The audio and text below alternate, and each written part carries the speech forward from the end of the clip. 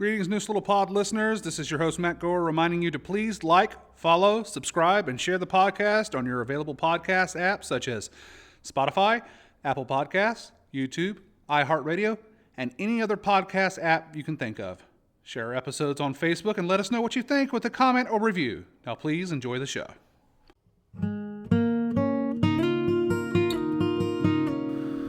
Good evening and welcome to Neuse Little Podcast. This is an audio program talking about the backstage antics and stories of running a small town community theater on the banks of the Neuse River located in Smithfield, North Carolina. We lovingly refer to the old girl as the Hut. We hope you enjoy. All right. Good evening. Pull up a chair, compadre. Have a cup of chicory and join us for the Neuse Little Podcast. And does anyone drink chicory? That's what they drank back in the 1880s before the coffee. That's not even true. I don't know. They definitely had coffee in the 1880s. Off to a great start here. Yep, here we go. And welcome to the podcast. I have here four distinguished guests, and as always, my producer, Toole. We are here with some of the cast of our upcoming show at Neuse Little Theater, The Man Who Shot Liberty Valance, which is going to be opening soon. It's going to open Friday, May 19th, running through the weekend, the 20th and the 21st. The Sunday 21st is a 3 p.m. matinee. And then the next Friday and Saturday, the 26th and 27th. Just call 919-934-1873 to reserve your ticket. And we are now accepting credit cards at the door. Officially. Ooh. I know, this is a big step for us, folks. But we can accept credit cards at the door. Working on reservations. We'll have that sometime next season, probably. And we look forward to seeing you there. And I am here with these great people. We're going to go around the room and introduce ourselves. And we have Madeline Snow. And you are from? I live in Clayton. I'm from all over the place. Okay. And we have Owen Lewis. All right.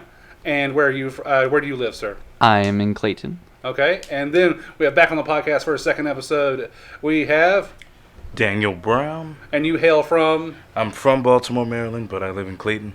And back on the podcast is the rakish but lovable Randall Lawrence Hurt from Raleigh. Yes. All right. And you are from? Raleigh. I know. You're from up north. Right? Also Boston and New Hampshire. Yes. Let's show it how the great New Hampshire Cowboys do it. All right. As I said, the show is The Man Who Shot Liberty Valance, and we have four of the cast members here. Now, Maddie, you said you're from all over. What does that mean? Are you like a military brat or something? No, close enough. My dad does construction, so I was born in Hawaii, and then I've lived in like 11 different states. So I came down to North Carolina from Massachusetts, Worcester, Central Mass, and I've lived in 2 places down here. So. Okay, and how do you like it down here? It's good. I like it. It's got Southern charm. Everyone's really... It's got Southern charm. It's got Southern charm. I do like it here a lot. What other places had you lived before here? I was in Massachusetts. I've lived in Georgia, Utah, I don't even know where anymore. Arizona. Just out of curiosity, what ranks is your favorite place to live? Probably Massachusetts. Okay. But North Carolina's close second. Oh. She really just loves the housing market in Massachusetts. I know. It's so affordable. Fantastic. Isn't that why you came down here? That is literally the reason I moved down. I had a friend named Sarah from Boston, and she said the same thing. I was like, well, I could live in a shack in Boston or a house in North Carolina. Yep, Yeah. Take the house. So, you're still in school, Owen. You go to? I go to Longleaf. All right. And you lived in the area all your life, or have you moved around? I've only lived in like 2 states. I've lived in North Carolina and Georgia. When I was younger, moved to Georgia, so I spent a little time there. Just moved back to North Carolina, like when I was in 1st grade, I think. Yeah. So what got you to here? Like, how did you get through the doors of our humble hut? Like, what made you audition? Just to show how young I am. A few years ago, I actually did the junior program. So did like I think it was the Little Mermaid. Yes, Little Mermaid Junior. Oh, here. not the man who shot Liberty Valance? No. Junior. Oh, is there Junior. a junior version? Family friendly. It's 2 minutes long. It's weird. They don't have guns in that version. You know? So Slingshots, I think. you came back and you wanted to audition for this play. Yes. I actually thought I was too young for it originally. I was like, oh, I'm probably gonna get like an ensemble member or something like that, unnamed townsperson, because not exactly 20 years old. So, Right. but I auditioned and I don't know. You texted me. I did text you. Say, hey, you want to do this? You're like, yeah, cool. And And that is our audition process. that is the process. Yes. That's the process. Some people get very angry if you don't adhere to that process. So Maddie, what made you came here with your sister, I did. right? Yes. And she's the one who's in all the musicals and stuff, right? Yeah, she's the actress of the family. She asked me one day. She's like, "Hey, my theater teacher wants me to audition for this thing. Do you want to come with me?" I was like, "Sure, why not? I've never auditioned for anything before." And here we are. So she didn't have to kind of like drag you here. No, it was kind of a spur of the moment sort of like, yeah, sure, I'll go with. Why not? Yes. Yeah, she's never done a play before. Did you both audition? Yeah. We did both audition. Yeah. Yeah. Is it But- awkward?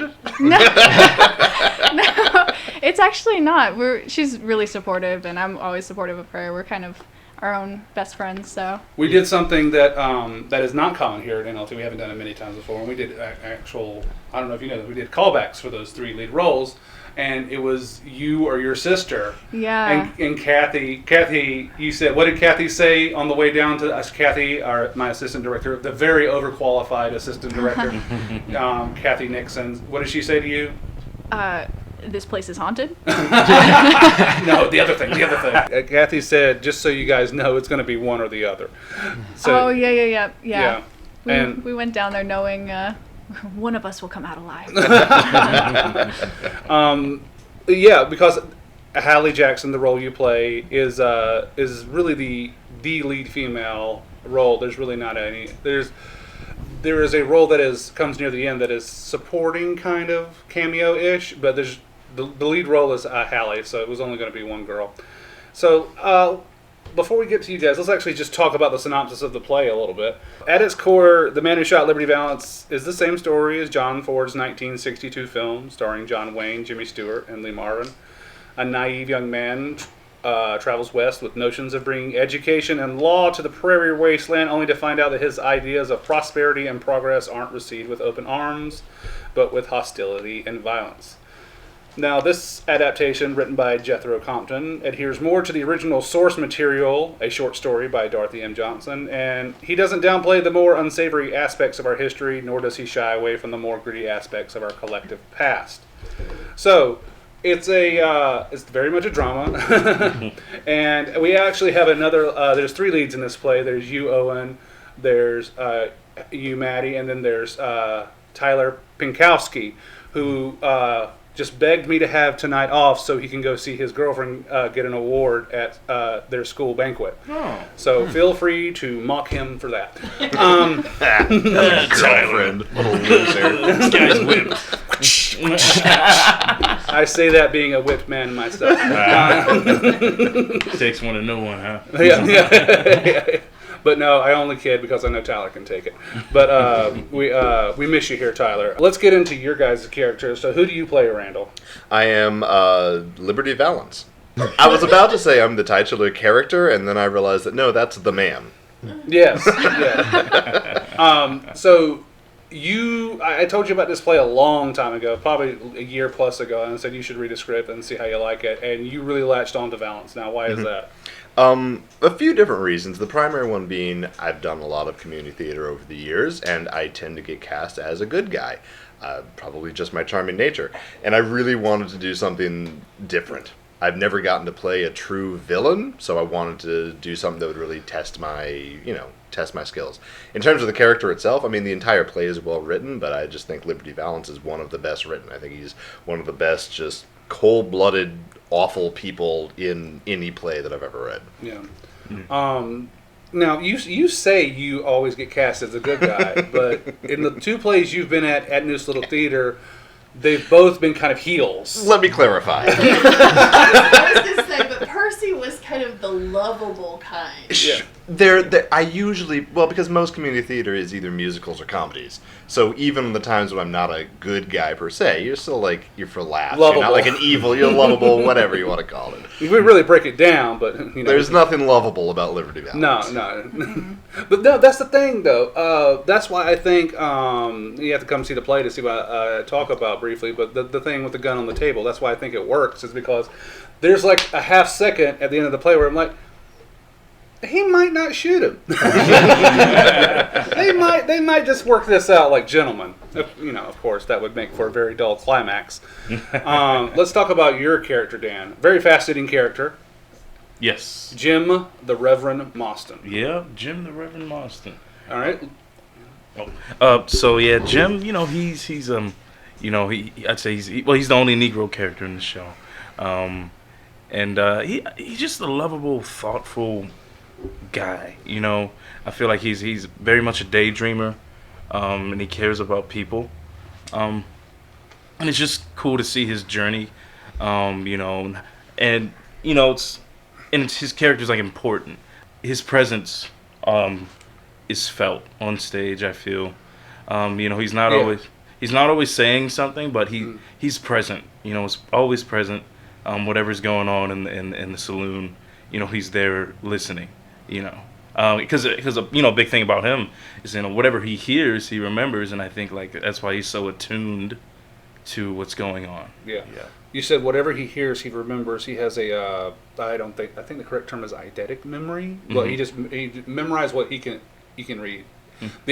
The average human being, I've read some. This might be totally false, but I read somewhere can only recall about 15 to 20% of what they read. And then it goes by 30% of what they see, 40% of what they hear. Right. And so your character can recall 100% of the books he reads. That means he can literally travel with a library in his head. Yeah, for an indefinite amount of time. Yeah, that's great. I bet if it's portrayed as being a gift for sure, but I bet in real life for people that have this, it's a gift and a curse. Yeah, I can imagine. You remember everything. It's like, it's randomly that. There's parts of life that sometimes I want to forget. And you remember vividly. Yeah, you remember vividly everything. Yep. So, But I think that also like attributes to why I think he's a very deep feeler and the way he experiences things. Yeah, the empathy that really shines through on him. Exactly. Because he's probably seen a lot, and I remember. I remember what they said. I remember what I saw. Yeah.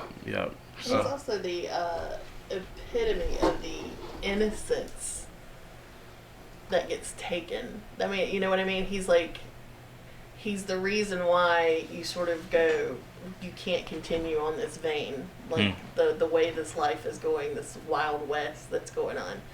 This is sort of the moment where everybody realizes that things have to change. Yeah. He's the polar opposite of Liberty Valance. He's the moral heart of the show, and the way that Liberty Valance is totally antithetical to that. So obviously their meeting is an important, very important scene in the play. Yeah, and without revealing too much, the intensity of those scenes it's asking a lot of you as an actor.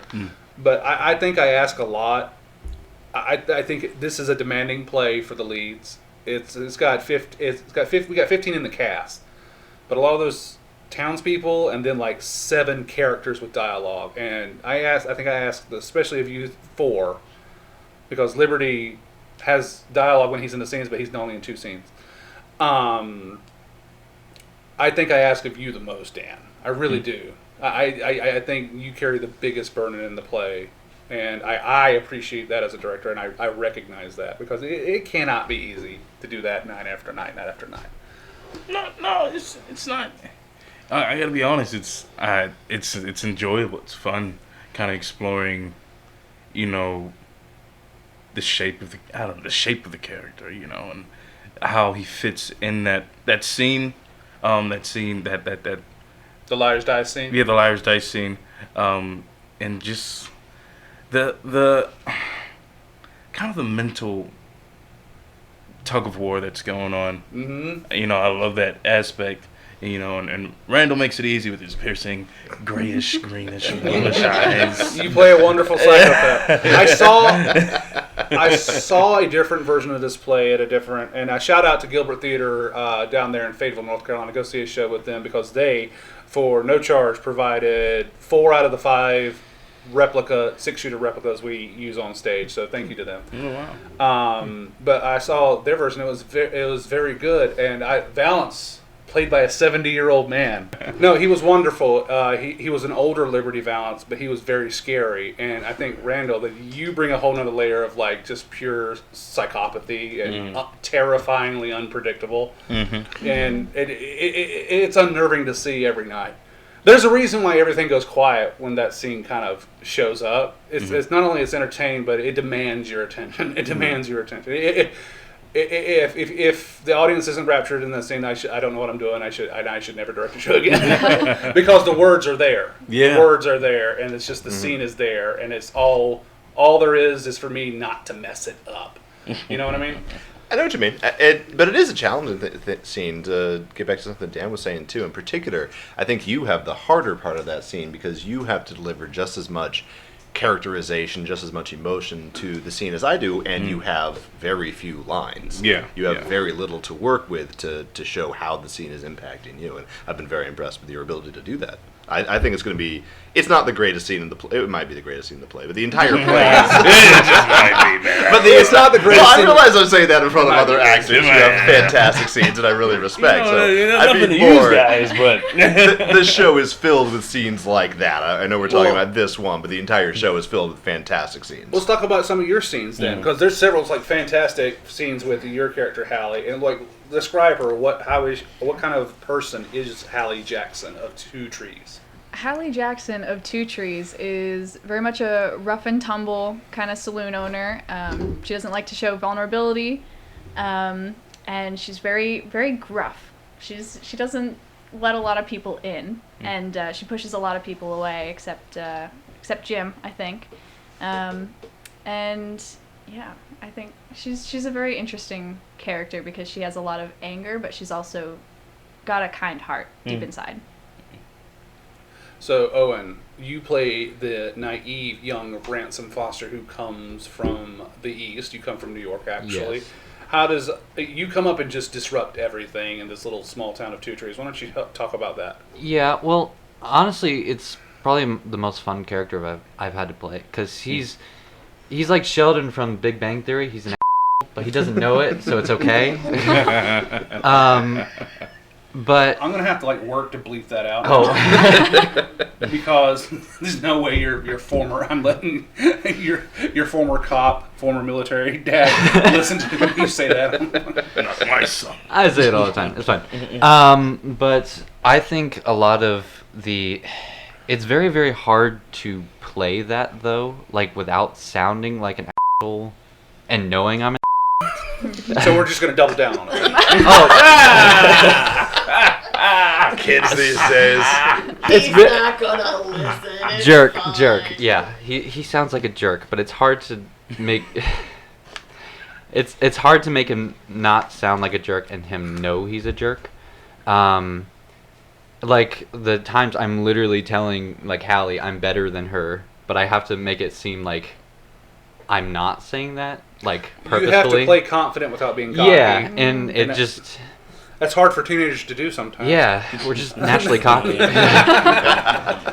You were coming off way more cocky in the podcast than you are as Foster. Hey. So how do you react to that?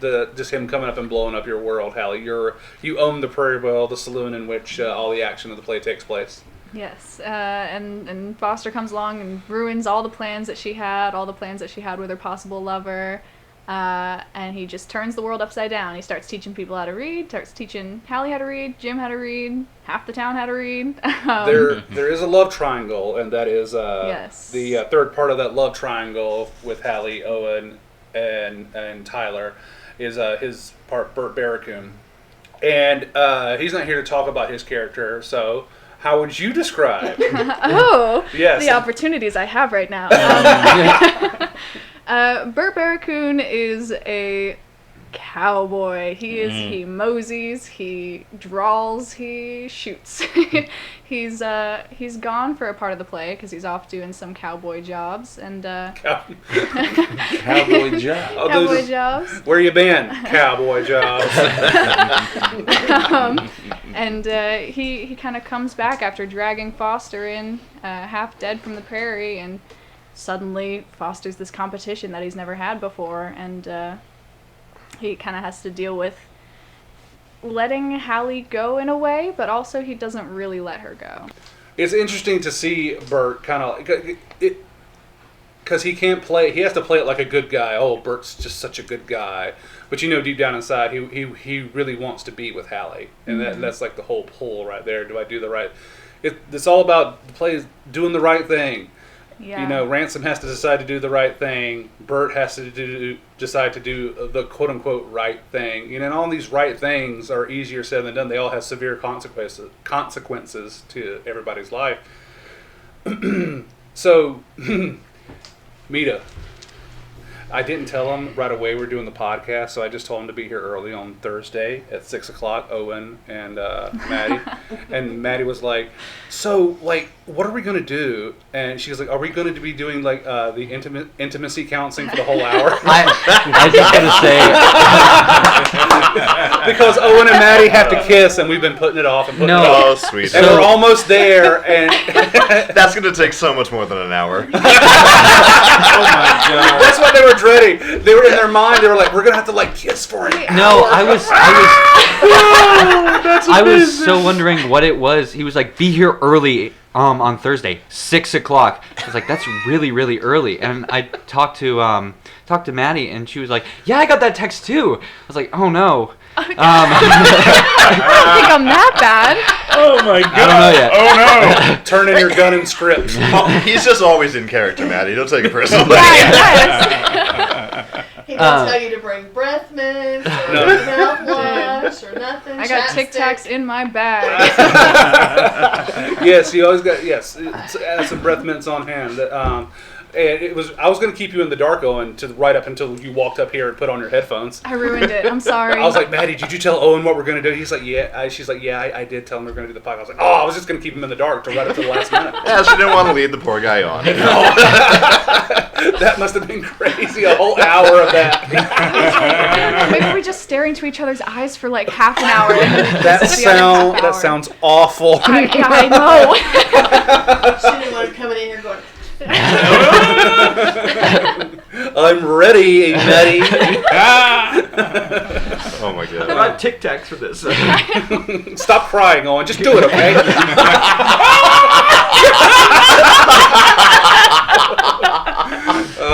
No. We will handle that, but it will not take an hour. I promise you. Talk to my therapist about this. I was going to say, one being an NLT show, somebody didn't end up in therapy. Yeah. Yes. Oh my god. Marriages have been ruined for shit. Not a long time, but there have been marriages ruined during the rehearsals of shows. And My stuff. god. Really? Wow. Yes. We're going to have to do a whole podcast on that now. No. The inner workings of Neuse Little Theater. We have gotten people together. We have split people apart. I had to hit on my father. Just normal everyday community. So we're gonna let that hang with no context. Everyday Southern stuff. She was in a show. She was in a show. You were in Cabaret. Cabaret. With your dad, and yes. I was the prostitute, and I had to try proposition my father. So I don't want to hear any bitching.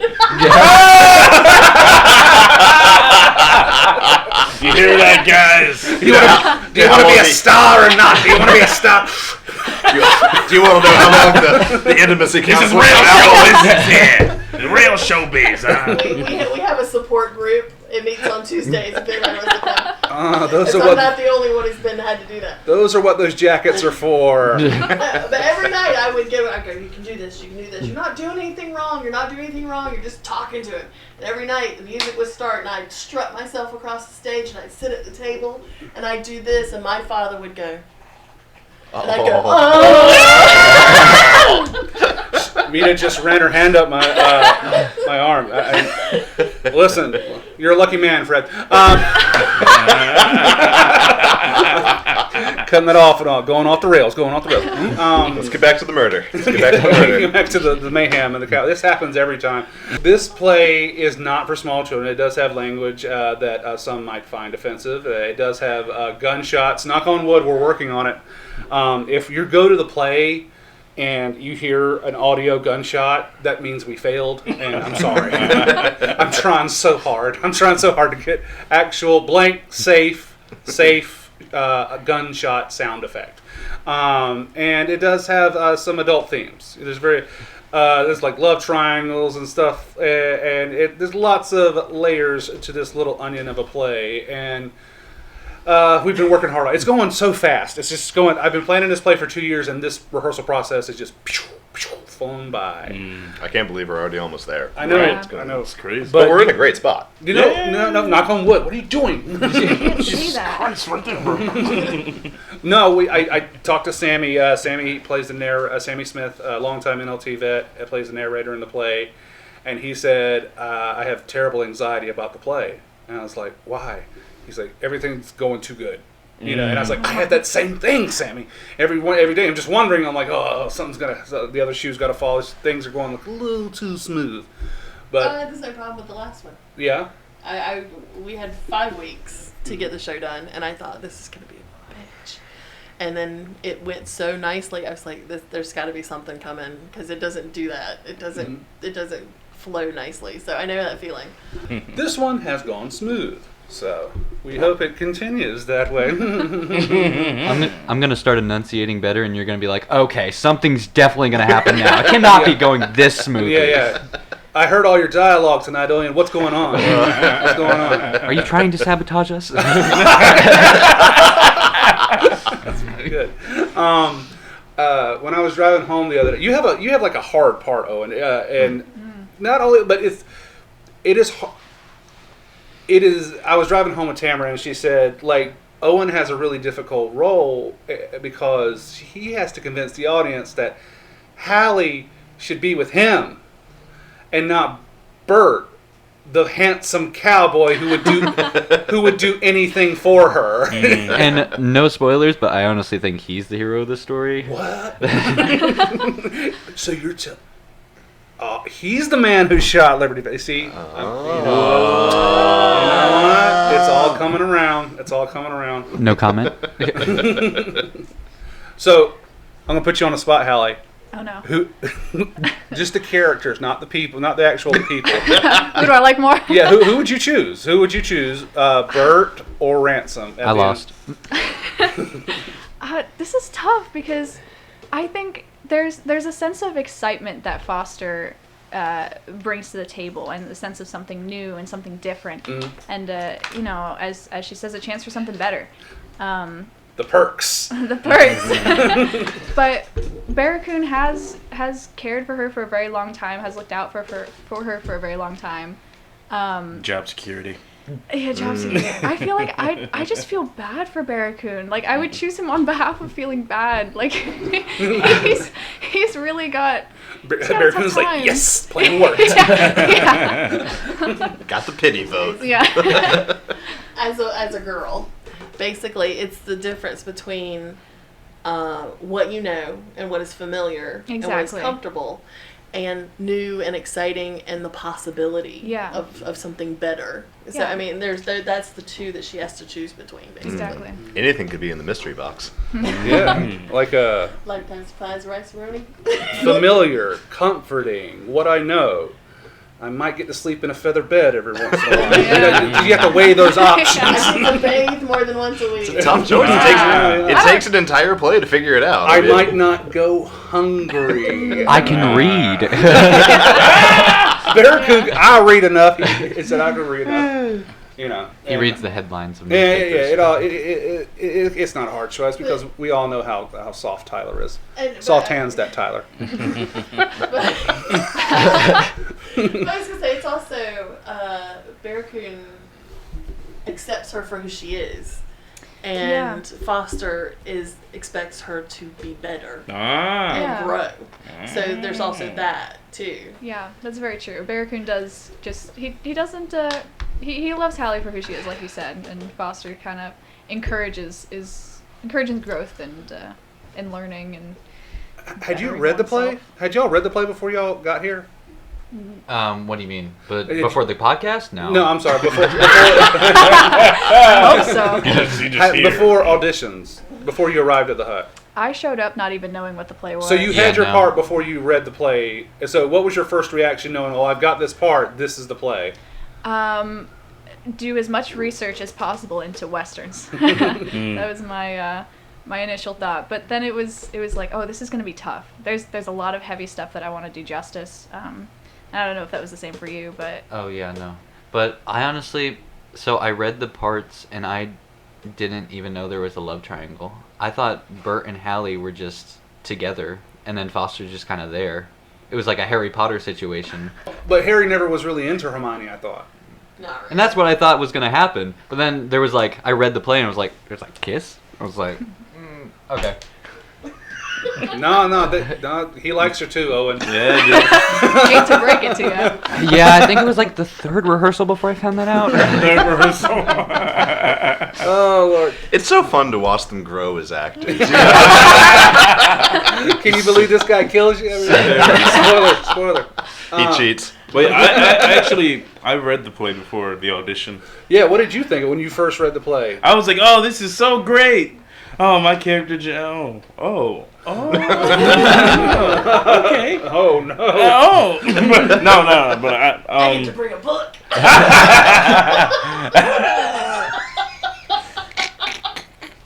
No, I was like, oh, he's such a great character.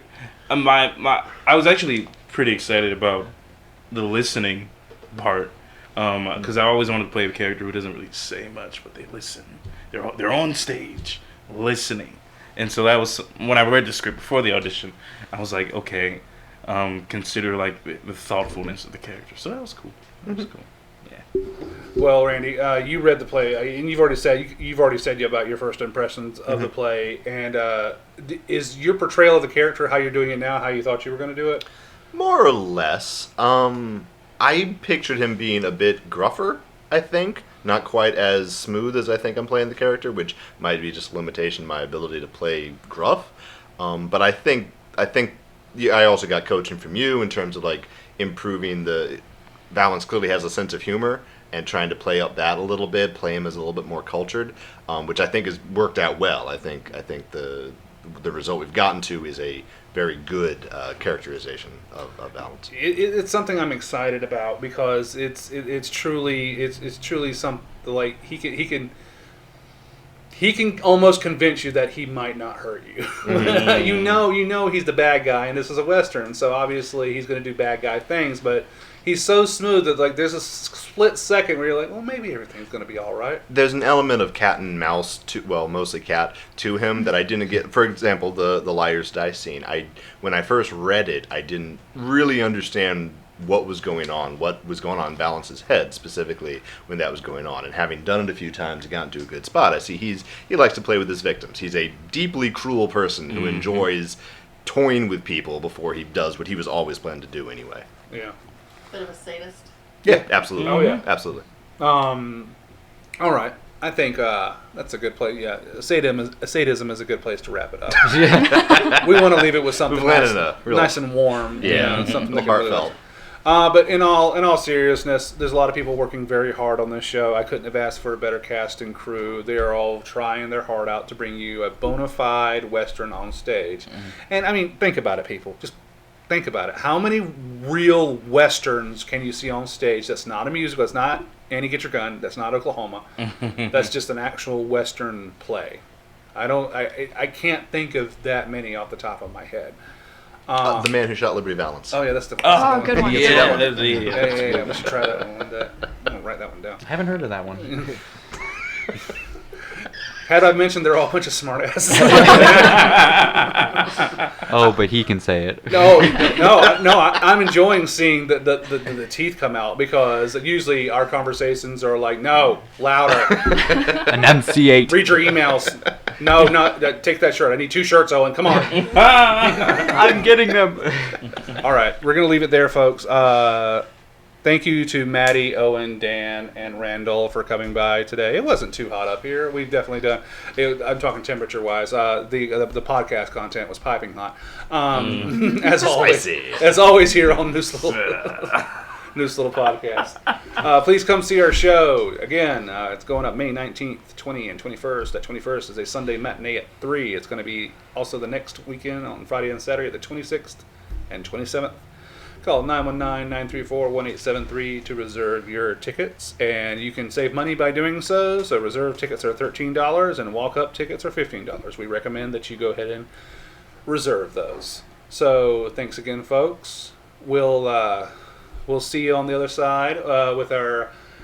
This is our season finale, and we'll have some content over the summer for you, and it'll be kind of trickling out just like these episodes have been, kind of like once a month-ish. And we thank you for your patience and your listenership. So this is Matt Gore signing off for Neuse Little Podcast. That's Mita. Yo. We'll see you later. Bye.